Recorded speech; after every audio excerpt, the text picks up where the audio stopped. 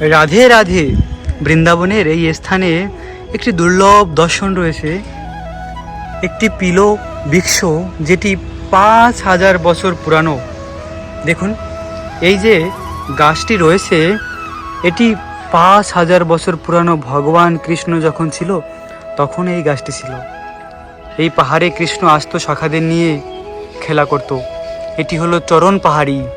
এই চরণ পাহাড়িতে কৃষ্ণ এসে তার সখাদের নিয়ে এখানে গোচরণ লীলা করত এবং এখানে রয়েছে শ্যামসুন্দর কৃষ্ণের চরণ চিহ্ন।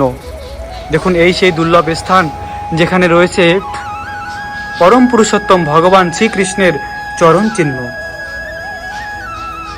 এটি হলো কৃষ্ণের চরণ চিহ্ন। কানাইয়া, আহা! দেখুন, এই স্থানে কৃষ্ণ বাঁকা হয়ে দাঁড়িয়ে বাঁশি বাজিয়েছিল, তার চিহ্ন রয়েছে এখনো।